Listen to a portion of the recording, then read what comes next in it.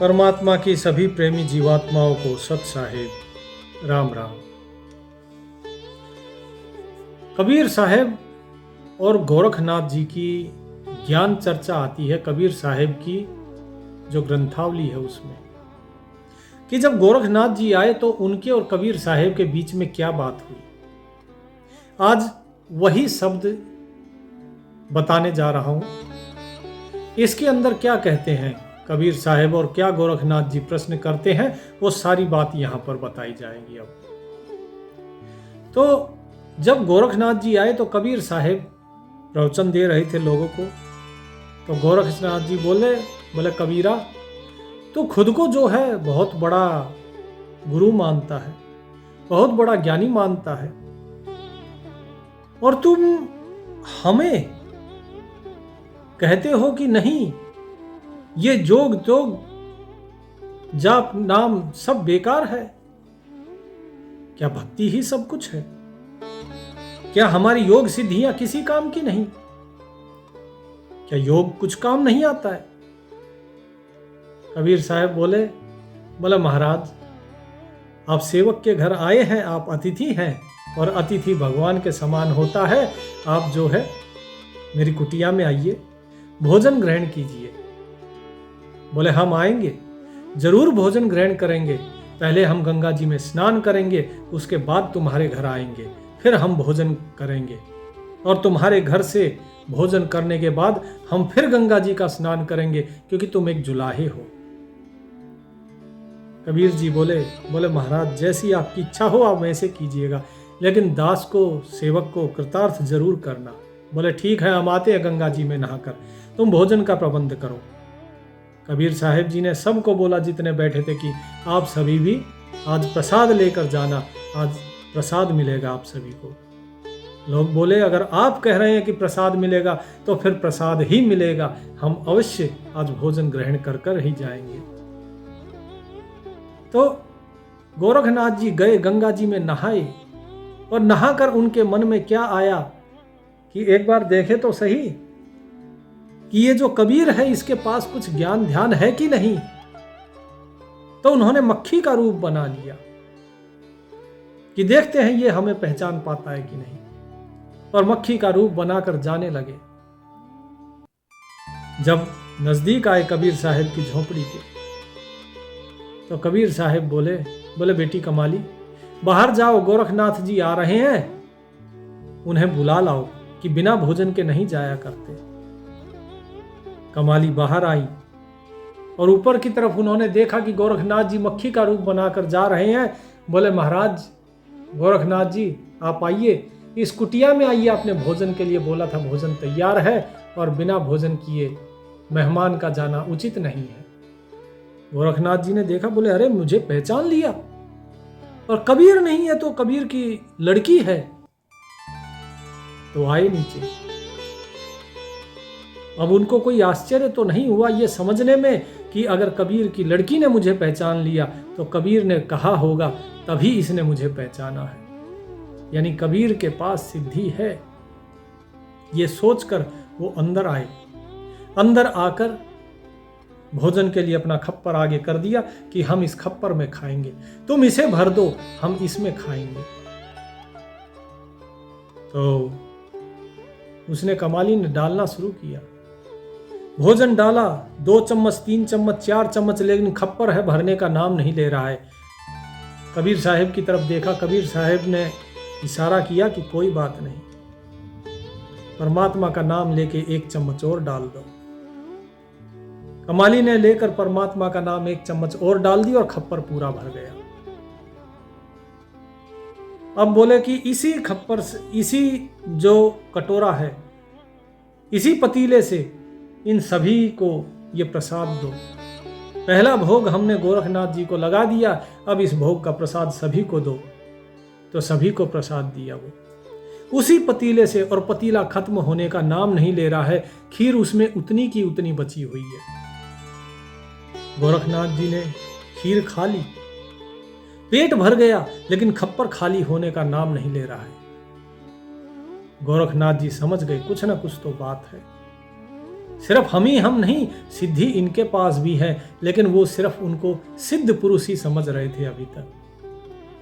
तो बोले कबीरा, कब से भय बैरागी, कि कब से बैरागी हो तुम?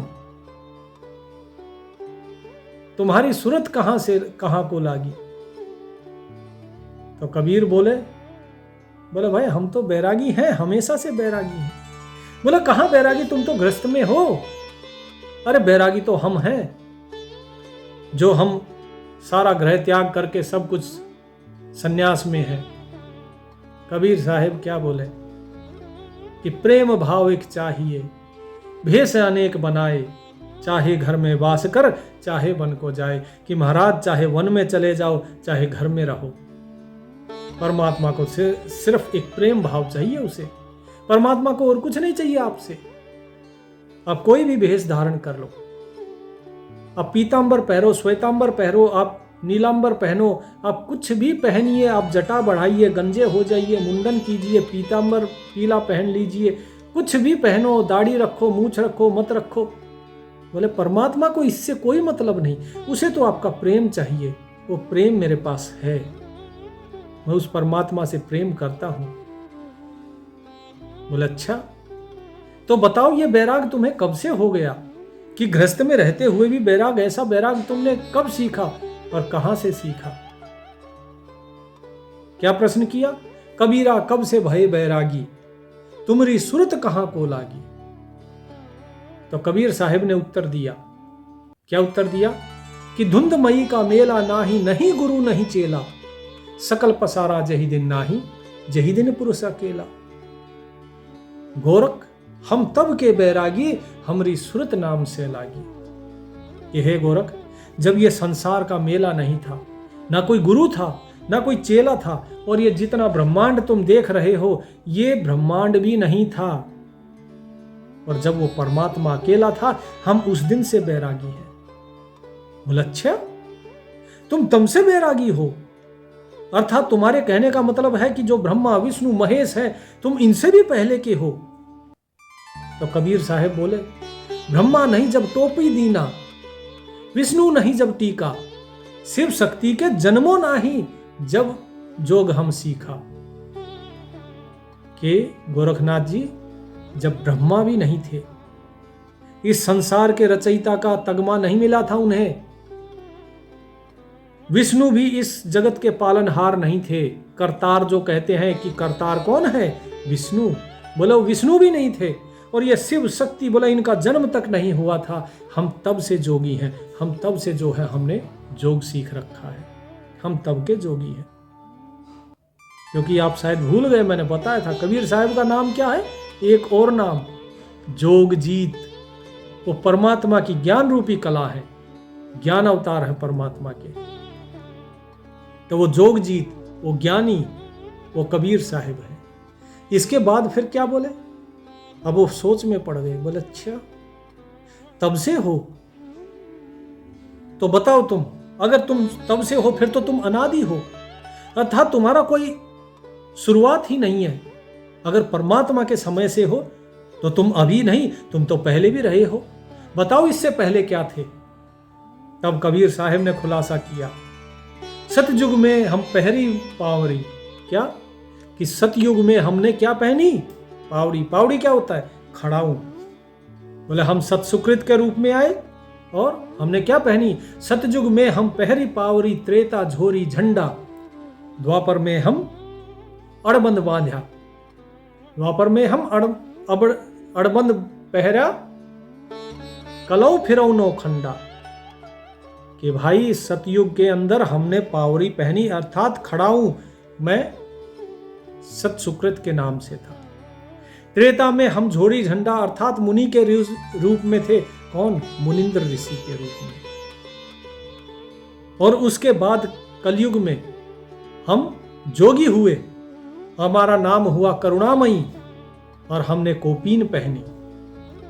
और अब कलयुग के अंदर हम इन जीवों को चेताने के लिए इस पूरी धरती पर घूम रहे हैं। इन नौ खंडा, कलौ फिरौ नौ खंडा, अर्थात इस कलयुग के अंदर, कलौ मतलब कलयुग, फिरौं मतलब कि फिर रहा हूं, नौ मतलब नौ, खंडा मतलब भूमि के टुकड़े। ये 9 खंड कौन से हैं? जो 7 महाद्वीप हैं, ये 9 भागों में बटे हुए हैं। बोले इन 9 के 9 खंडों में बोले मैं घूम रहा हूं। मैं अर्थात ये शरीर नहीं। बोले मैं सतयुग में क्या था, द्वापर में क्या था, त्रेता में क्या था, अलग अलग नामों से आया, कलयुग में मैं कबीर के नाम से हूं। अर्थात यहां पे कबीर साहब ने स्पष्ट कर दिया कि भाई अगर मैं ही फिर रहा हूं इन 9 खंडों में, तो कलयुग में जितने भी जहां भी जो सतगुरु हुए हैं वो सब कुछ बोले मैं ही हूं। चाहे वो फिर ईसा मसीह हो, चाहे वो कबीर हो, चाहे वो नानक हो, चाहे वो दादू हो, चाहे वो कोई भी हो, जो सतगुरु है वो परमात्मा की वही ज्ञान रूपी कला है जो कबीर है। फिर आगे क्या कहते हैं? बोले और सुनिए गोरखनाथ जी, हमें किसी गुरु की जरूरत नहीं थी, लेकिन इस संसार में जो सृष्टि है उस सृष्टि के नियम का पालन करने के लिए हमने गुरु बनाए।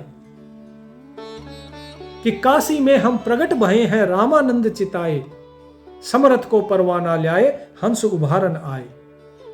कि काशी के अंदर हम प्रगट हुए हैं, जन्म नहीं, क्या कहते हैं, प्रगट हुए हैं। काशी में हम प्रगट भये हैं रामानंद चिताए, कि रामानंद जी को हमने ज्ञान दिया।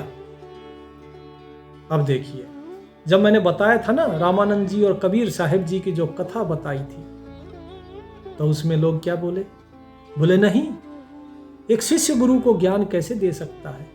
और मैं यही तो कहता हूं भाई, ये भक्ति मार्ग है। यहां ज्ञान जहां से मिल जाए ले लो। शिष्य से भी गुरु ज्ञान ले सकता है। क्या सचिन तेंदुलकर अपने गुरु आचरेकर से ऊपर नहीं चले गए? क्या उनसे महान नहीं हो गए? ये कहावत क्यों बनी कि गुरु गुड़ रह गए और चेला शक्कर हो गए? इसीलिए बनी कि चेला भी गुरु से ऊपर जा सकता है, और यह गुरु के लिए बहुत गर्व की बात होती है। तो यही कह रहे हैं कि काशी में हम प्रगट भये हैं रामानंद चिताए, कि रामानंद जी को हमने बताया। हम वो गुरु हमारे थे, लेकिन हमने उन्हें ज्ञान दिया, लेकिन गुरु वही है हमारे। और हम उस परमात्मा का परवाना लेके आए। कौन सा परवाना? जिसे सार बीड़ा, पान परवाना, सार नाम, सार शब्द जो कहते हैं। बोले हमने किसी को नहीं बताया, वो हम सीधा भक्त के अंदर प्रकट करते हैं।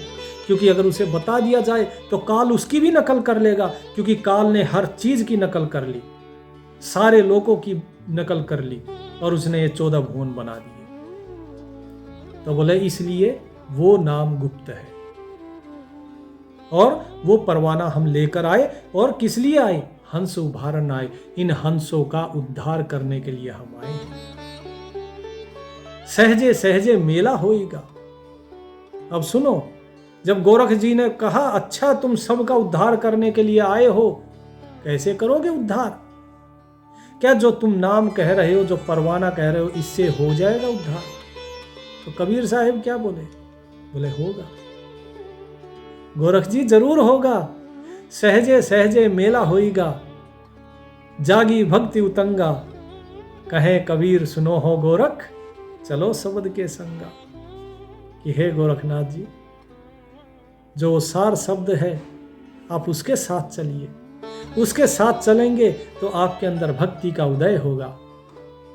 वो भक्ति जो उत्तम है, वो भक्ति जो उस परमात्मा तक जाती है। और बोले हे गोरखनाथ जी, उस परमात्मा से सहजे सहज आपका मिलन हो जाएगा। यदि ऐसे भटकते रहे तो मिलन नहीं होगा। तब तो गोरखनाथ जी ने जो है हाथ जोड़ लिए। बोले महाराज, आज तक अज्ञान में भटक रहा था, मैं इस अहंकार में था कि मैं तो सिद्धियां प्राप्त कर ली, और अब तो मैं ही ज्ञानी हूं। तब कबीर साहिब जी ने गोरखनाथ जी का उद्धार किया था। तो इस प्रकार गोरखनाथ जी उद्धार हुआ उनका, और उसके बाद उन्होंने अपने गुरु मच्छंदर नाथ का उद्धार किया। वो मच्छंदर नाथ जो कि गोरखनाथ जी के गुरु थे। अब जरा सोचिए, सिर्फ ऐसा नहीं है कि सिर्फ कबीर साहिब, गोरखनाथ जी ने मच्छंदर नाथ जी को उनका उद्धार किया। कैसे? क्योंकि मच्छंदर नाथ जी के अंदर क्या शक्ति थी कि वो किसी के शरीर में प्रवेश कर सकते थे। तो एक राजा जो था वो गुजर गया, उन्होंने अपनी सिद्धि आजमाने के लिए उस राजा के शरीर में प्रवेश किया, लेकिन जो उसकी रानियां थी उनके साथ भोग वासना में ऐसे लिप्त हो गए कि स्वयं को ही भूल गए।